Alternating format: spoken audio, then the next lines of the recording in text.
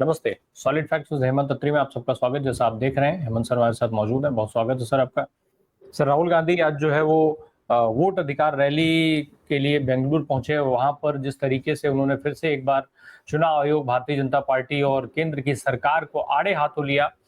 कल जिस तरीके के खुलासे किए गए थे और उसके बाद चुनाव आयोग का जो रवैया रहा कि राहुल गांधी को वो धमकी देने पर उतारू हो गए।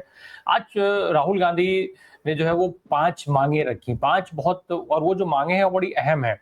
मैं चाहता हूँ कि दर्शक जल्दी से उसको सुन लें और फिर मैं सवाल के साथ आता हूँ आपके पास। सुनवाइए जरा दर्शकों को प्लीज। Here are 5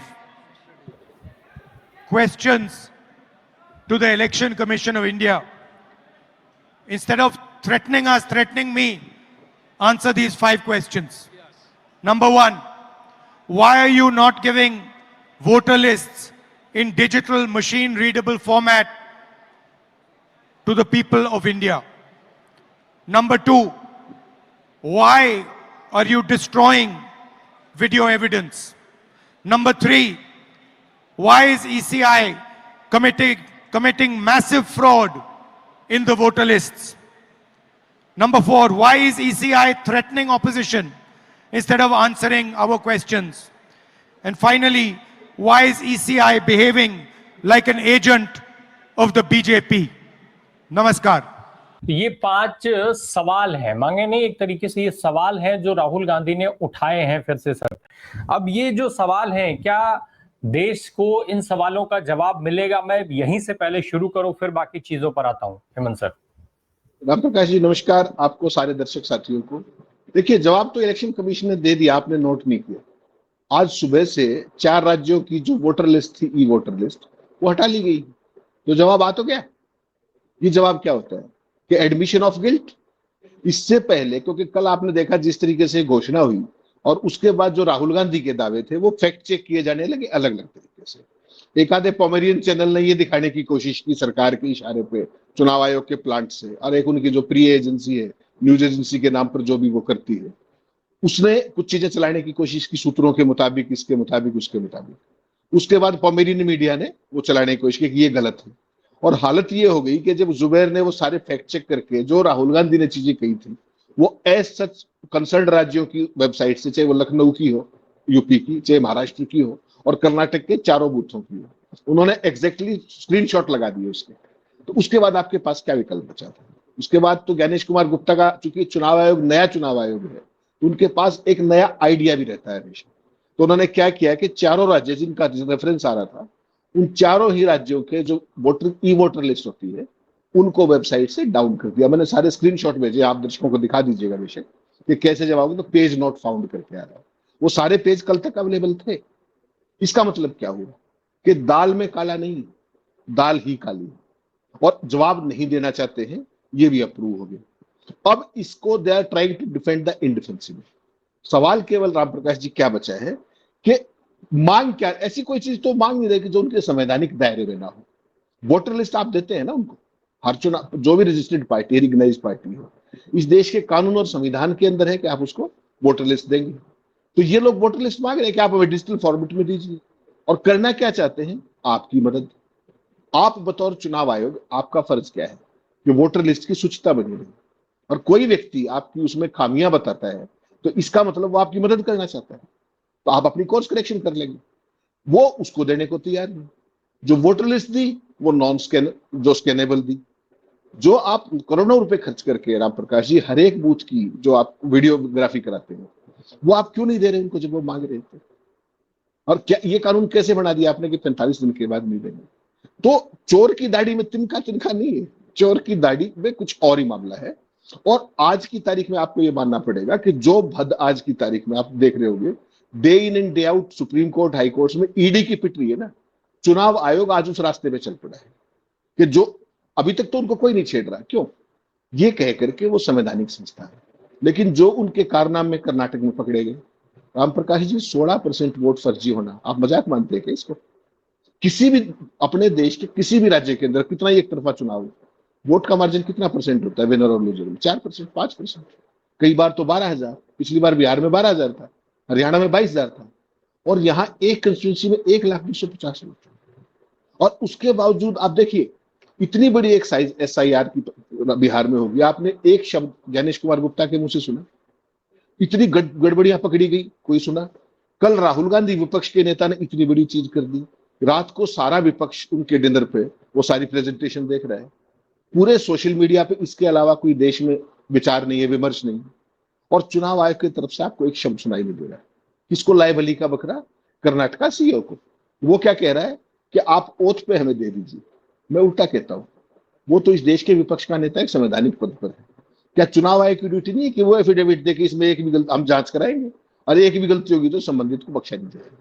उनके मुंह से तो एक शब्द ना तो SIR पे निकला, ना इस पे निकला। ये काम मोदी जी तो करते थे कि 11 साल में उन्होंने बतौर प्रधानमंत्री एक प्रेस कॉन्फ्रेंस में। ज्ञानेश कुमार गुप्ता में कौन सी रोक है?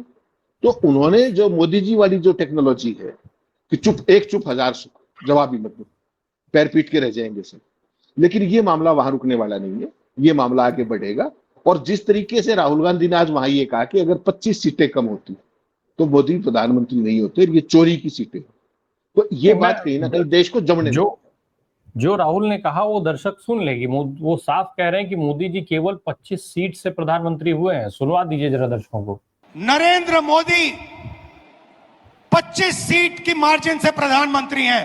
एक सीट हमने दिखा दी कि चोरी हुई है। 25 सीट वो 35,000 या कम वोटों से जीते हैं। अगर हमें इलेक्ट्रॉनिक डेटा मिल जाए, हम साबित कर देंगे कि हिंदुस्तान का प्रधानमंत्री चोरी करके प्रधानमंत्री बना है। साफ कह रहे हैं कि केवल इलेक्ट्रॉनिक डेटा चुनाव आयोग दे दे, हम ये साबित कर देंगे कि वोटों की चोरी हुई और उसी चोरी से नरेंद्र मोदी जी प्रधानमंत्री बने हैं। इसके बाद राम प्रकाश जी क्या बचता है? वो टाइम फ्रेम कह रहे हैं कि आप हमें डिजिटल लिस्ट दे दीजिए, उसके बाद 1 घंटे में हम आपको बता देंगे। क्यों? क्योंकि उसका जो भी रीडेबल मशीन फॉर्मेट है, उसके अंदर जैसे AI के जरिए वो काम 2 मिनट में हो जाता है। आपको केवल वो डायरेक्शन देनी है कि हमें कौन कौन सी कैटेगरी चाहिए। आपको फेक लिस्ट चाहिए, अधूरे एड्रेस चाहिए, फॉर्म 6 वाली लिस्ट चाहिए, कंप्लीट आ जाएगा आपके सामने। कल आपने देखा हाउस नंबर 0 इस देश में यहाँ पर उस व्यक्ति की वोट, वो मैनुअली हो सकता है संभव हो, लेकिन इसलिए तो वो डिजिटल मांग रहे, इसीलिए इलेक्शन कमीशन डिजिटल नहीं दे रहा है। अब सवाल ये है कि चुनाव आयोग को लेकर के, उनके कामकाज को लेकर के आम आदमी के मन में असमंजस पहले भी था। आपने चुनाव आयोग से जो आम चुनाव हुआ था 2024 का, उस टाइम तमाम सर्वे देखे होंगे, 35% में उसकी क्रेडिबिलिटी आ गई। लेकिन यहाँ एक कंस्टिट्यूंसी के अंदर 16% वोटों की चोरी और हेराफेरी, उसके बाद तो बचा ही कुछ नहीं। अब केवल सवाल ये बचा है कि एक तरफ विपक्ष है और दूसरी तरफ सुप्रीम कोर्ट है। सुप्रीम कोर्ट में 12 तारीख को एक केस एक्टिवली लगा हुआ है SIR, एक रेफरेंस उसका लेना पड़ेगा। बेंगलोर में आज हो गया। बेंगलोर में क्या हुआ आज? वोट अधिकार बचाओ रैली, उसके बाद पैदल मार्च, और अब वो जो कर्नाटक के CEO है, चीफ इलेक्टोरल ऑफिसर, उससे मिलने गए हुए खड़गे साहब, राहुल गांधी। टाइम है उनका 1 से 3 बजे के बीच में, वहां जाएंगे। तो उसके बाद सुप्रीम कोर्ट में हियरिंग है, और 17 तारीख 12 को अगर रिलीफ नहीं मिला SIR के मामले में, जिसकी मुझे लगता है आपके संभावनाएं बन गई है, अब सरकार भी बैकफुट पे आएगी और चुनाव आयोग भी बैकफुट पे आएगा, क्योंकि उनके पास कोई जवाब नहीं है इन चीजों का। और अगर वो नहीं आया तो 17 तारीख से आपको पता है कि बिहार की सड़कों पर उतरने वाले हैं राहुल गांधी और तेजस्वी यादव। और रात को जो डिनर था, उस पर तमाम विपक्षी नेताओं ने क्या कहा?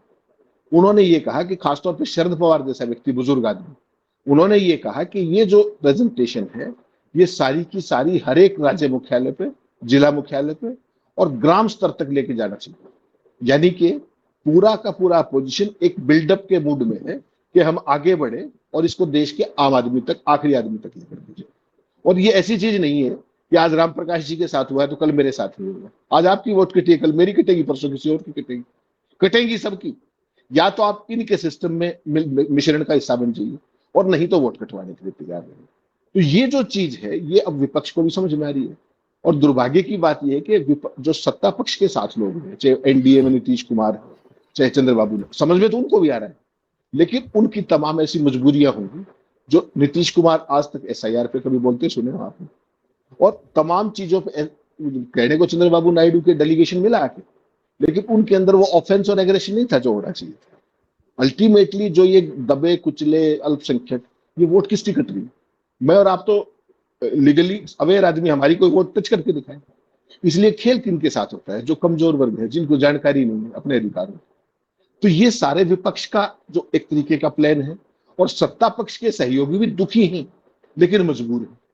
उस मजबूरी का फायदा चुनाव आयोग कब तक उठाएगा और सुप्रीम कोर्ट कब तक चुनाव आयोग को ये कह के संरक्षण देता रहेगा कि आप एक संवैधानिक संस्था है। ये 12 तारीख को आपको देखने को मिलेगा, ऐसा मेरा मानना। सर, राहुल गांधी ने जब कल सिलसिलेवार एक एक करके सारी चीजें पूरा प्रेजेंटेशन के माध्यम से खुलासे किए, सब कुछ बताया कि कैसे कैसे क्या क्या खेल हुआ वोटों की चोरी का, उसके बाद इलेक्शन कमीशन ने उनको जो है तुरंत उस पर जो है हमला किया राहुल गांधी पे, ये कहते हुए कि आप उसको एफिडेविट करिए। आज राहुल गांधी ने उस बात को फिर उठाया है कि भाई चुनाव आयोग मुझसे एफिडेविट मांग रहा है लेकिन खुद वेबसाइटें बंद कर दे रहा है। वो अभी सुनवाता हूं, लेकिन उसके पहले एक चीज और समझना चाहूंगा मैं जरा, एक सवाल जो मैं अभी ले रहा हूं, फिर उसके बाद राहुल गांधी का वो सुनवाता हूं।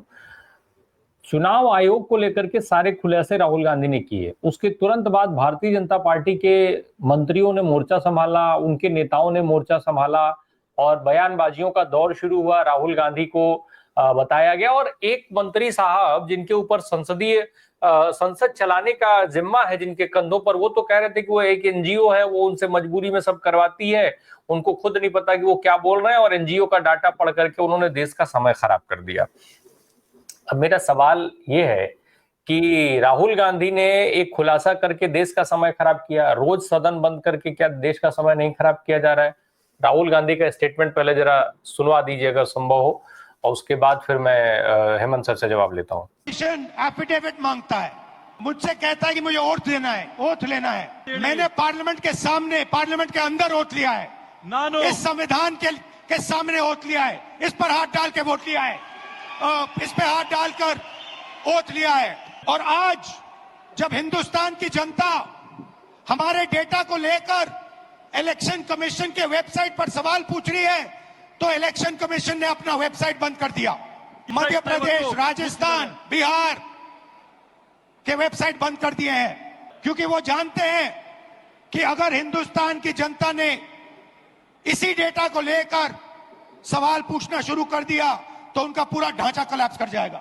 सर, ढांचा कोलैप्स कर जाएगा? दो सवाल है मेरे। एक, भाजपा जवाब दे रही है ये कहते हुए कि राहुल गांधी देश का समय खराब कर रहे हैं, दूसरी तरफ ये कि चुनाव आयोग जो है राहुल गांधी से एफिडेविट मांग रहा है, लेकिन खुद जो है वो एफिडेविट करने को तैयार नहीं है, खुद डिक्लेयर करने को तैयार नहीं है कि राहुल गांधी ने जो दावे किए वो झूठ है और हमारी लिस्ट पूरी सही है। बिल्कुल सही राम प्रकाश जी। और ये देखिए ये किस किस की मदद कब कब करते हैं। चुनाव आयोग, चाहे वो राजीव कुमार का समय हो चाहे ज्ञानेश कुमार का समय हो, जब भी उनकी क्रेडिबिलिटी पे, उनकी फंक्शनिंग पे, उनकी ट्रांसपेरेंसी पे, उनकी अकाउंटेबिलिटी पे जब भी सवाल आपने सुने हैं, तो चुनाव आयोग कभी भी प्रोएक्टिवली जवाब नहीं देता। कौन जवाब देता है? बीजेपी और उसके तमाम दुमछल्ले जितने भी। और कवर फायर कौन देता है? आपका पोमेरियन मीडिया, आपकी वो जो फेमस जो न्यूज एजेंसी है, वो सारे अकॉर्डिंग टू सोर्सेज वो सारे के सारे वो काम कर रहे हैं। कल रात को भी वही कोशिश की गई, तमाम कॉमेडियन चैनल्स ने दिखाया कि भाई ये गलत है, ये गलत है, और जुबैर ने आकर के वो सारा ब्लैक एंड व्हाइट में दिखा दिया कि जो कुछ कहा राहुल गांधी ने वो वर्बैटिम वही है, बिल्कुल इतना सा भी फर्क नहीं। तो आप ये मान करके चलिएगा, चाहे ईडी का बचाव करना, ईडी अपने बचाव के लिए कभी कुछ नहीं आती। कौन करता है ईडी का बचाव? ईडी का बचाव भारतीय जनता पार्टी को, यही शर्मनिरपेक्ष मंत्री और ये सांसद और ये तमाम पदाधिकारी करते हैं। और आपने एक चीज ऑब्जर्व नहीं की, कल जो महाराष्ट्र के मुख्यमंत्री हैं फडणवीस, वो कूद के आए, उनका कोई रेफरेंस नहीं था, वो कूद करके आए। उन्होंने कहा कि गड़बड़ चुनाव आयोग में नहीं है, राहुल गांधी की मेमोरी के अंदर। इसका मतलब समझिए आप क्या है कि महाराष्ट्र सबसे पहले चोरी कहां पर पकड़ी गई? महाराष्ट्र के अंदर पकड़ी गई। और ऐसी कर्नाटक की चोरी को आप छोटा मान सकते हैं, लेकिन महाराष्ट्र में तो सरेआम जिस तरीके से 4.5 महीने में जो वोट जुड़े, वो ना भूतों ने भविष्य टाइप की चीज है। तो वो ऐसी चीजों को जो चुनाव आयोग डिफेंड नहीं कर पा रहा, उसको कौन डिफेंड करता है? Cover fire. नंबर एक जो डॉगी मीडिया, जो पोमेरियन और ये सारी एजेंसियां, और उसके बाद भारतीय जनता पार्टी।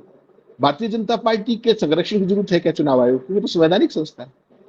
क्यों करती है? क्योंकि चुनाव आयोग उसका सहयोगी है, और चुनाव आयोग एम्पायर नहीं है, उनकी साइड का एक प्लेयर है।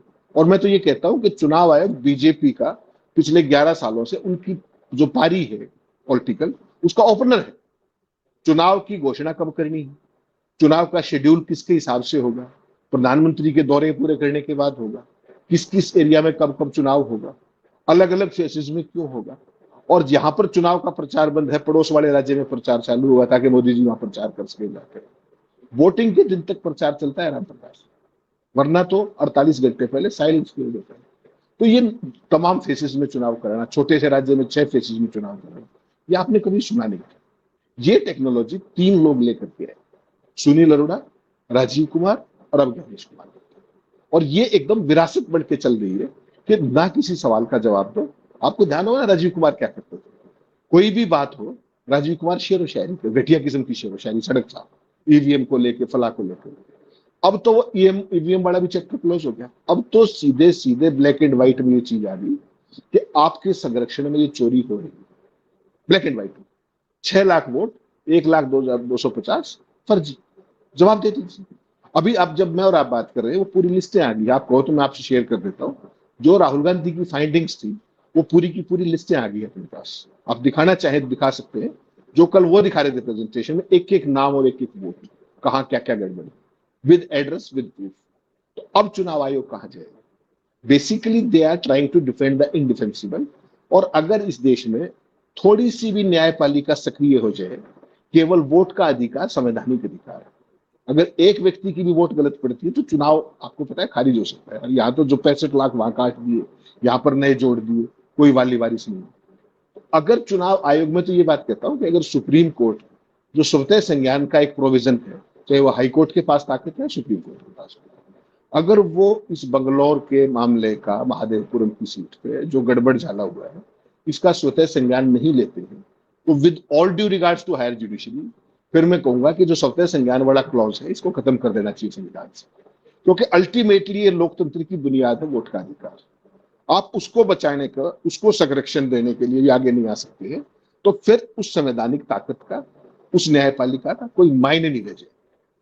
सर, ये जो चुनाव आयोग धमकी दे रहा है राहुल गांधी को कि अगर आप ओथ नहीं करेंगे तो हम जो है कार्रवाई करेंगे इत्यादि, और दूसरी तरफ भाजपा जो कूद करके सामने आ गई है चुनाव आयोग के बचाव में, समझना ये कि अगर कहीं पे गड़बड़ी नहीं है तो फिर ये वेबसाइट बंद करने की जरूरत क्यों पड़ गई? क्यों आज वो सारे डेटा छुपाने की जरूरत पड़ रही है अगर कहीं गड़बड़ी नहीं है? और देवेंद्र फडणवीस को जो कूद करके आना पड़ा उसकी जरूरत क्यों है फिर? नहीं, वो कवर फायर करना है ना, मुद्दे को डिफ्लेक्ट करना है, और ऐसा ना लगे कि चुनाव आयोग नहीं बोल रहा तो केवल कांग्रेस पार्टी ही ऑफेंसिव पे या एलाइज ही ऑफेंसिव पे। तो कोई ना कोई तो उनके साथ तो खड़ा दिखे ना, कम से कम उससे कोई फर्क पड़े। देखिए समस्या क्या है, राहुल गांधी की खबर आज आपने तमाम डोगी अखबारों में 11वें पेज पे देखी, इतनी बड़ी खबर 11वें पेज पे, 8वें पेज पे, 7वें पेज पे। चंद अखबार है बिल्कुल जिसमें फ्रंट पेज पे प्रोमिनेंटली खबर चाहिए। क्यों? 11वें पेज तक आप शाम तक पहुंचते हो, नहीं पहुंचते हो अखबार, फ्रंट पेज देख के साइड में देखते हो अखबार।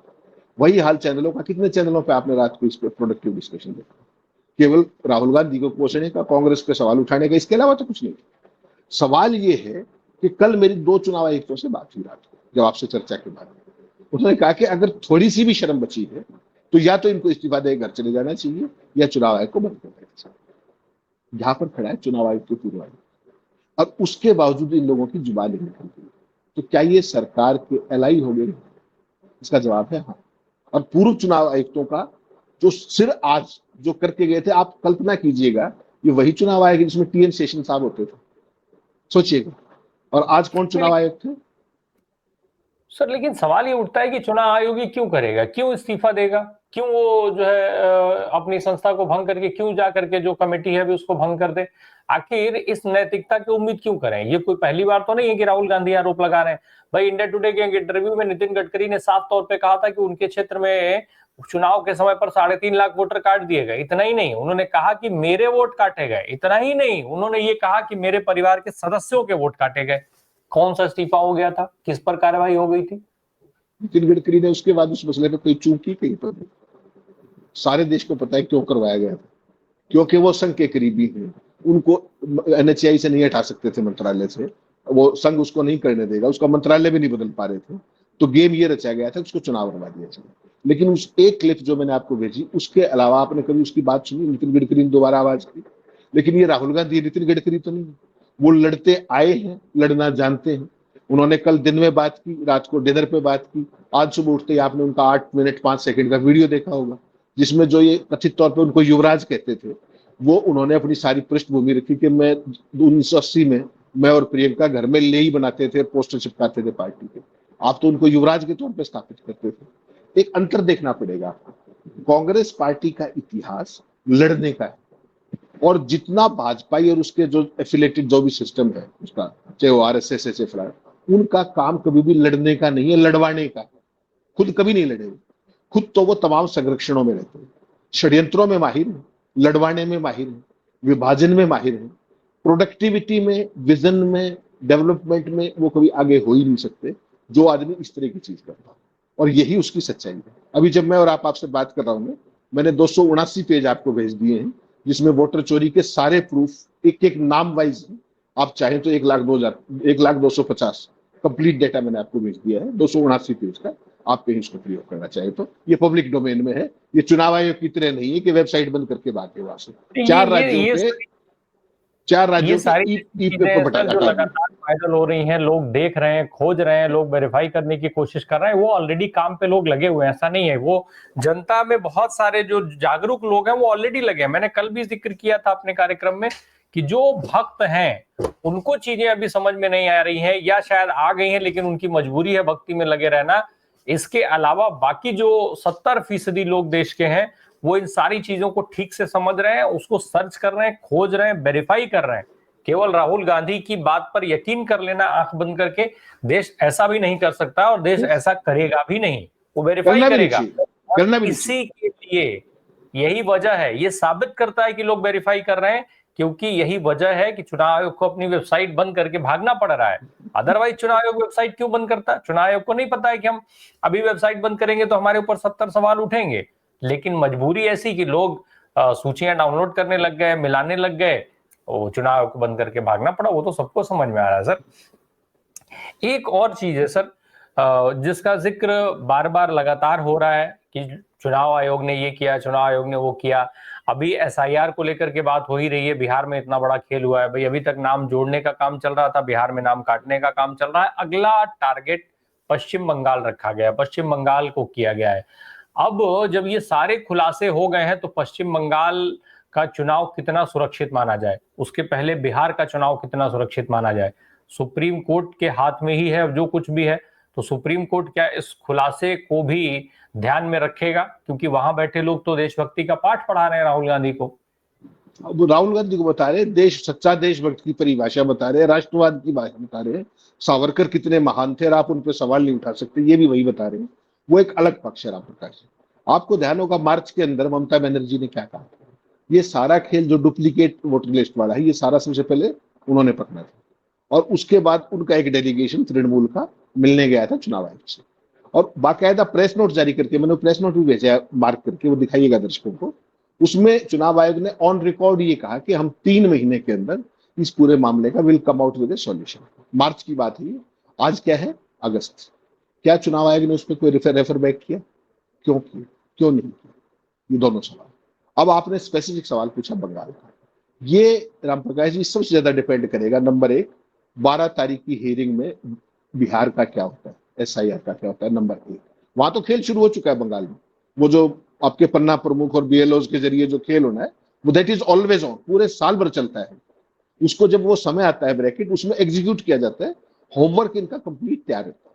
अब समस्या ये बनेगी कि बंगाल का चुनाव बिहार के इमीडिएट बाद है। यहाँ क्या है कि बिहार का जो लोकसभा के सुप्रीम कोर्ट के अंदर जो पेंडिंग है, पहले उसका एक आउटकम नंबर 1। उसके बाद जो राहुल गांधी की ये सारी मुहिम चल रही है, ये किस दिशा में जाती है, नंबर 2। और अगर आपने देखा महाराष्ट्र में चोरी पकड़ी गई वोट एडिशन की, तो तुरंत टेक्नोलॉजी बदल ली गई वोट डिलीशन की। बेसिकली ये साइंस वही है, डेटा मैनिपुलेशन की। अगर बिहार वाला साइंस कामयाब नहीं हुई तो वेस्ट बंगाल के लिए कोई तीसरी टेक्नोलॉजी लेके आएंगे। ये बाज नहीं आ सकते।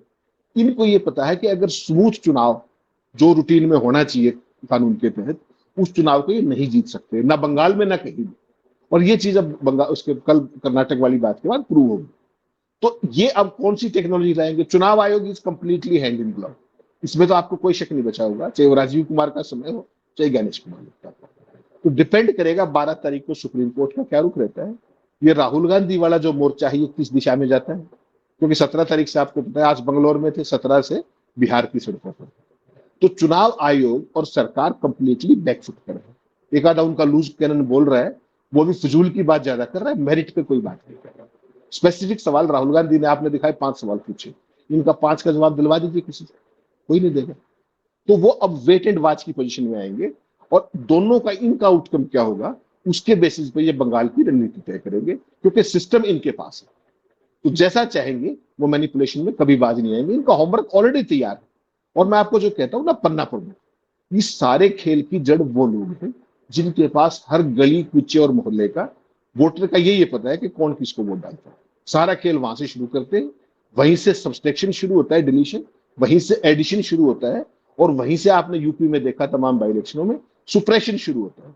एक पर्टिकुलर कम्युनिटी को वोट नहीं डालने देंगे, एक पर्टिकुलर संप्रदाय को वोट नहीं डालने देंगे, उसके पीछे भी सारा इकोसिस्टम देखना। तो अब विपक्ष को कितना समझ में आया है, क्योंकि कल ममता बनर्जी के रिप्रेजेंटेटिव थे वहां पे डिनर पे, और वहां पे एक साझा रणनीति बनी कि इसको हर देश के हर हिस्से तक लेकर के जाया जाए, गांव पीछे। उसमें कितना कामयाबी होगी, कितनी अवेयरनेस होगी।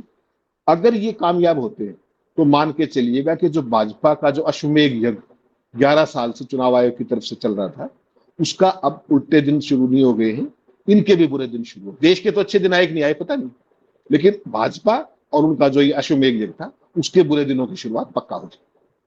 जी, चुनाव आयोग से जवाब मांगने का, हिसाब मांगने का सिलसिला कांग्रेस ने बेंगलुरु में शुरू किया है। अब वहां से जिस तरीके की चुनौती, एक बार और उस चुनौती को आगे बढ़ाते हुए राहुल गांधी और पूरी कांग्रेस देखी गई। अब देखना यह है कि राहुल गांधी की ये चुनौती कितनी और आक्रामक रुख लेती है, और उधर चुनाव आयोग की तरफ से इसको रोकने के लिए क्या क्या काउंटर किए जाते हैं, और उनके साथ लगी सरकार वो राहुल गांधी और कांग्रेस के तमाम बड़े नेताओं को घेरने के लिए कौन कौन से कदम उठाती, कौन कौन से कवायदे करती हैं।